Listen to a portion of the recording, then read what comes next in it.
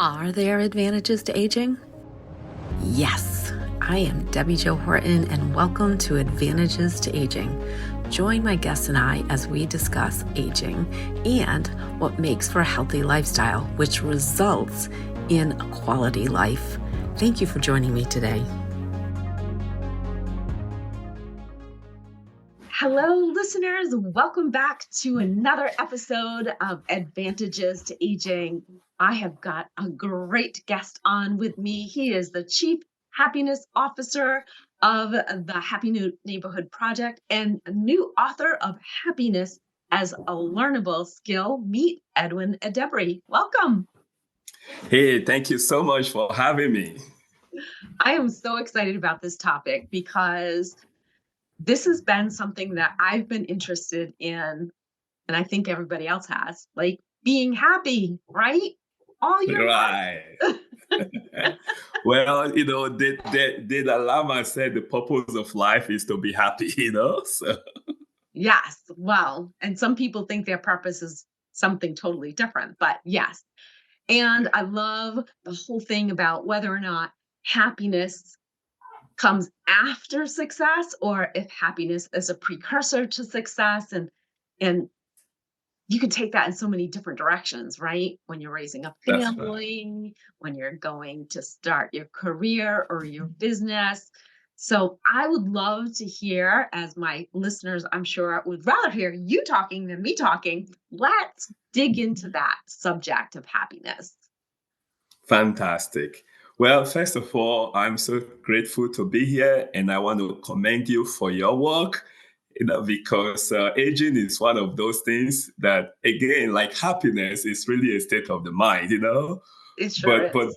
the fact that it is doesn't make it any easier. Okay, but my excitement comes. I remember one day, it was back in 2008, 2009, the height of the recession. And everybody was talking about losing their home, their house, their job, 401k.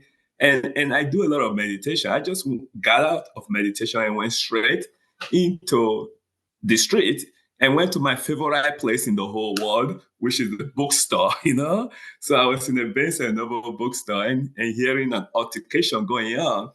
And to cut the long story short, I was able to just go in and just stop the altercation between this couple and ask them on a scale of 1 to 10, how happy are you guys right now? And you could have had a pin drop in Starbucks. It was like, whoa, it's almost like this guy don't even have no clue what was going on, what's in his mind, But they were so kind. They stopped. They gave me a number. And I said, wow, this number is not too bad. With a number like this, there must be something you are thankful for or happy about. And I asked them, they get a list. And when I saw the list, I just screamed. And I show it to them, and they realized they both written down the same three things in the same order, Oh, and, cool. and it blew their mind. It blew my mind. And I say, golly, with something like this, you guys should focus on these three things instead of whatever was going on. So that was really what launched it for me. And from there on, anybody that would give me a couple minutes, I was going to ask them on a scale of 1 to 10, how happy are you? And I end up gathering a lot of data about happiness. When you interview over 1,000 people on any kind of subject, you know a thing or two about the subject, okay?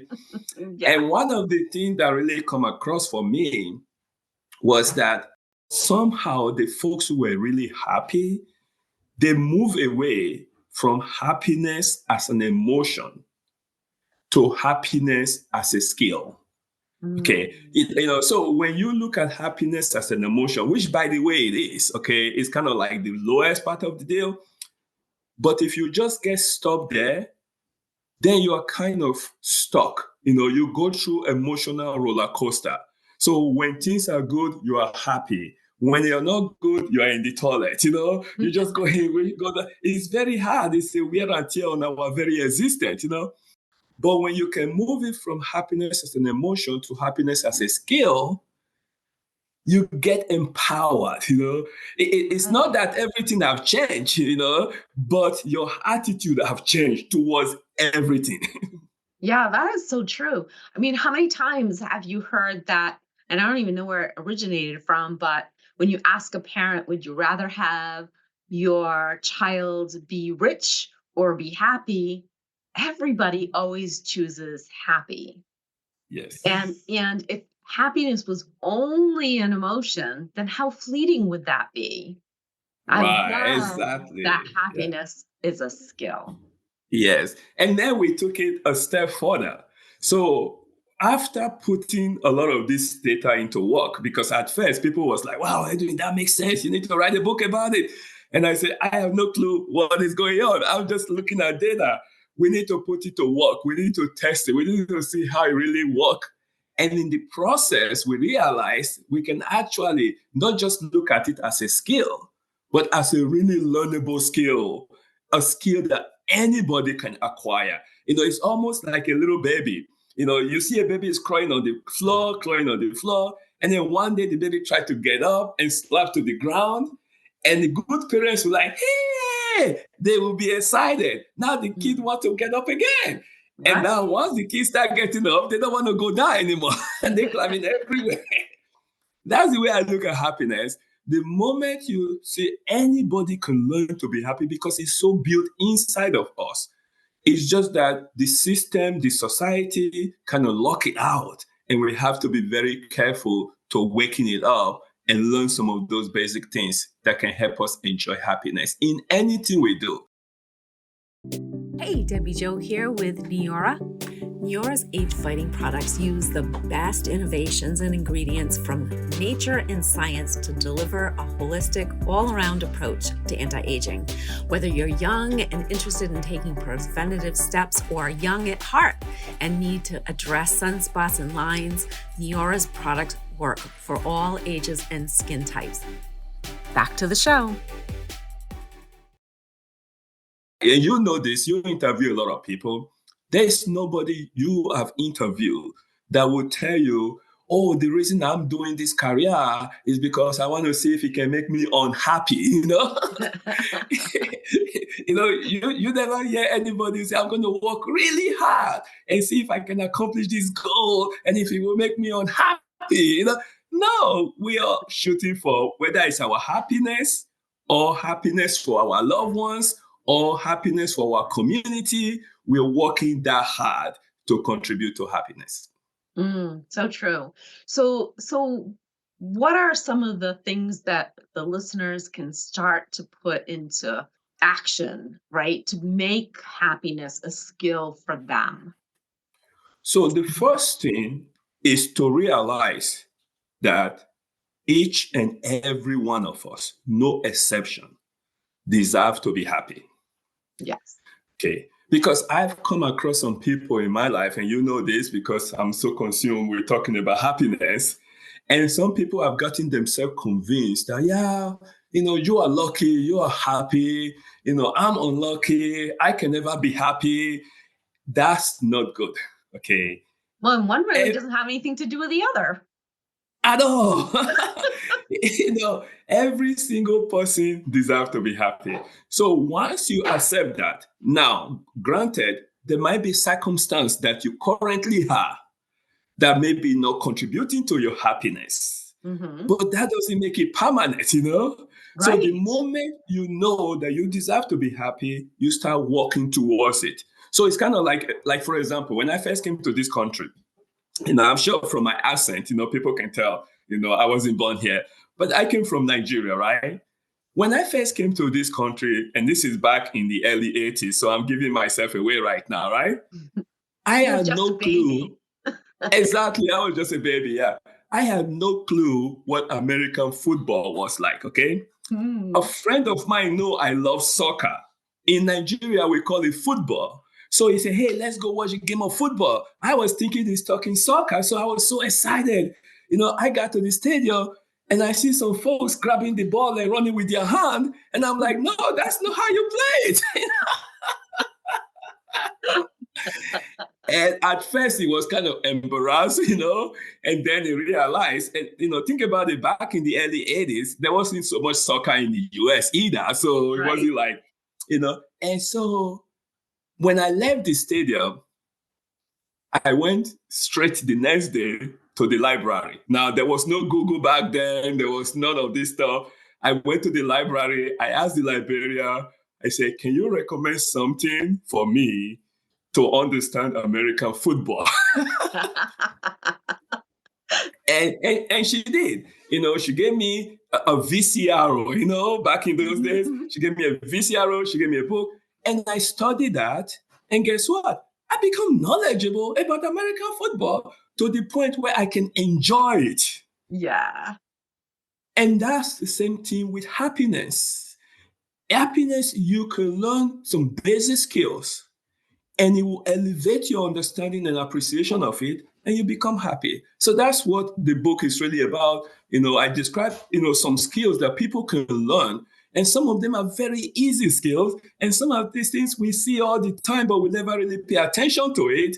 But the moment you start to acknowledge it, and then I emphasize practice. Practice does not make perfect. Practice makes improvement. Right. And you can practice to be happy. And guess what? Every day you can get better. Yeah. I have a t-shirt that says, today I choose happy. And I know, because we've had an opportunity to talk several times, but I know that happiness really is a choice, right? Yes, You can choose to be happy, even when things are not going the way you want them to be. You can still be happy about the fact that you have choices that you can make. And whether it's, you're married and you're looking to start a family, do you want to start a family in an atmosphere of not being happy, of constantly having that? No, nobody wants that. Same thing when you are either starting a career, ending a career. Your choice is always be happy. And Edwin does this really cool thing. So if you don't know what Happy Neighborhood Project is, reach out to me. I'd be happy to tell you all about that. But on the worldwide Happy Neighborhood Project event, we do something really unique, and we won't do a whole 30 seconds here, but Edwin, can you share that with the listeners? Because I think that even just that little bit helps you to really appreciate what happiness is really about and how you can easily change your mindset about being happy. Right. And I'm glad that you brought that up, because in studying happiness, I got to understand some neuroscience of it, like when you laugh, the brain cannot tell whether it's fake laugh or real laugh, whether it's a comedian induced laugh or you just laugh for no reason. It's still going to secrete certain hormone that makes you feel happy, that increase your well-being, that reduce your stress level and all of those stuff. So in the worldwide, we encourage everybody to laugh for just 30 seconds, And it's very exciting, especially for the new people. They call me at first. It's like, okay, what kind of stuff is going here? These people are very silly, We're supposed to be talking about business, and they're talking about laughing. We keep it to only 30 seconds because, people might not be used to it, but it's to get something started that you can laugh for no reason at all. And your brain cannot tell the difference. And we just start.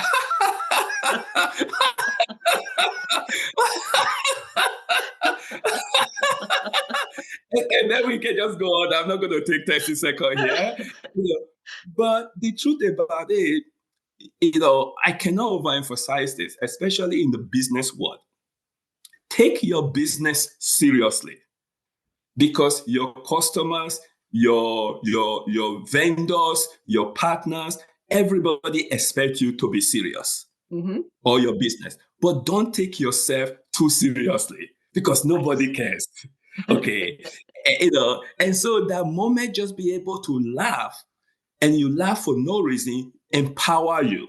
Yeah. So when life throws you a curveball and you have absolutely no reason to laugh, and you've been preparing for some time, You can go into the corner and just start laughing at life, You just start laughing, because life will throw you curveballs from time to time. Yes, they will. And you know what's really interesting about that?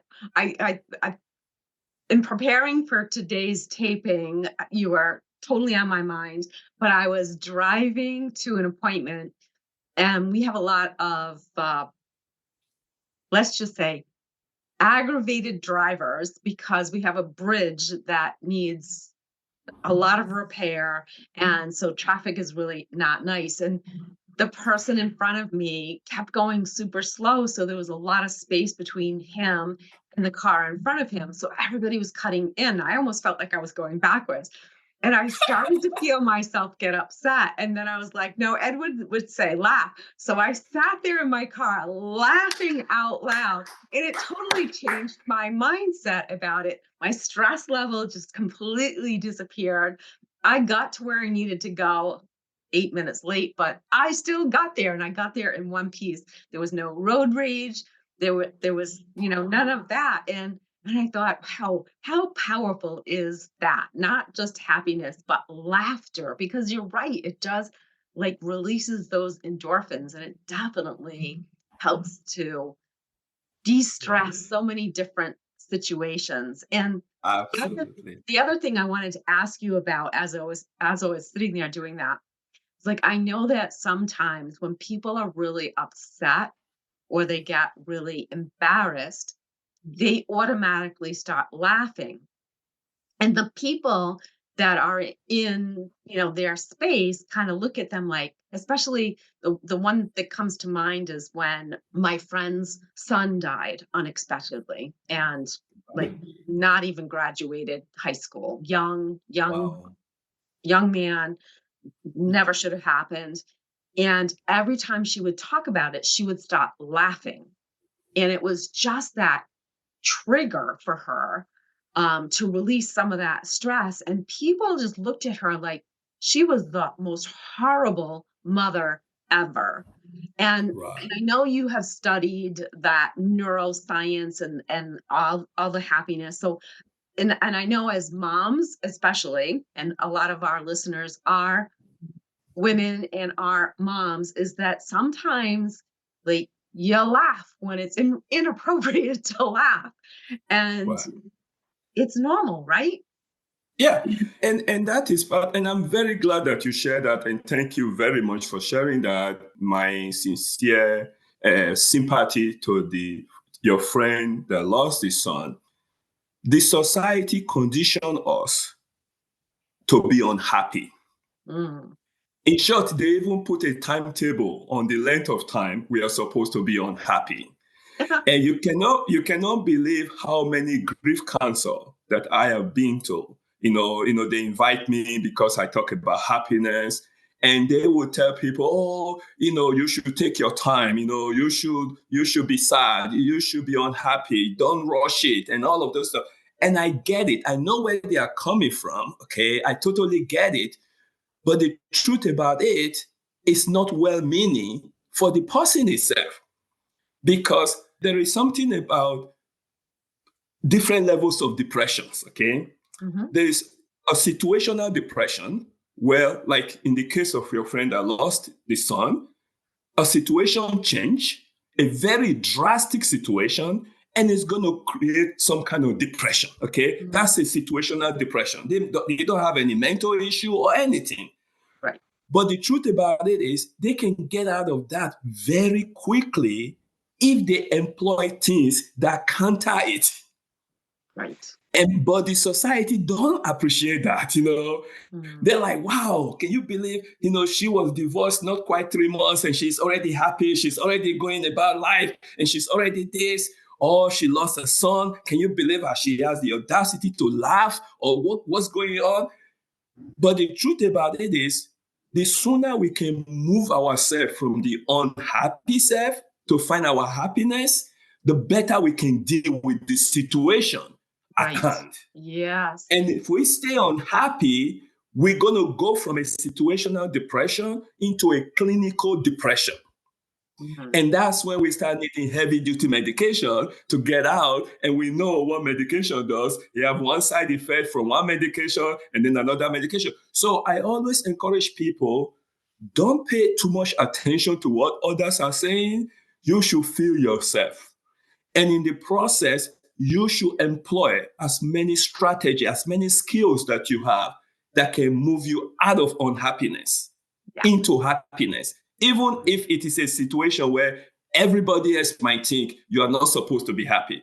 You should find a way to laugh, even when people frown at you, because you are not supposed to be laughing, because you're the one that is going through that mental issue, and you're the one that's secreting that hormone into your brain. So it's a powerful situation, because we get stuck with how we are supposed to behave instead of trying very hard to behave differently. Yeah. Thank you for sharing that, because, it always makes me stop and think when people go like, well, that's inappropriate. I'm like, by whose book? Exactly. You're not the one going through the pain. You should, if anything, you should celebrate that person. You should celebrate the person and say, wow, can you imagine this person can find laughter in this situation? And here is something I tell folks who are grieving in a situation like this. You got to learn it. You got to improve on it. So what I do is, when something really bad happens and it's taking you into that depression level or into I set a time limit for how long I'm going to be in that situation. Now, with practice, I've gotten it down to 3 minutes, okay? But I tell people, maybe it's 3 hours, maybe it's 3 days, maybe it's 3 weeks, maybe it's 3 months, but it should not be too longer than 3 months, because now you're going to be dealing with a whole new situation that you were not before. So if you have to cry, you should cry. If you have to scream, you should scream, but never hurt yourself, never hurt somebody else, but get all those emotional out of your system, and then find your happy self, because that's what's going to help you deal with the situation long term, and not because you stay unhappy or you stay depressed or anything like that. Your loved ones, wherever they are not going to be praying that you should stay depressed on their behalf. They're going to be a fan of you. They're going to be like clapping for you. They're going to be wishing you well. They're going to be saying, come on, let's go with life. Come on, let's keep going, So that's what I see. So listeners, did I tell you this was going to be a happy segment or not? Happiness is a learnable skill. And Edwin has written all about it in his new book, and you can find a link to that right in our show notes. Edwin, I have really enjoyed these last several minutes, days, and actually we're coming up on a year now that I've known you through HNP, so I am so happy to be connected to you. Absolutely. Well, I am so thankful to be doing this, to continue to spread that information and let people continue to grow in their age, just with wisdom and in great health and in great spirit, and just appreciate life. Thank you so much for all that you do. Thank you so much, Edwin. Listeners, can't wait to have you hear our next episode coming in just 2 weeks.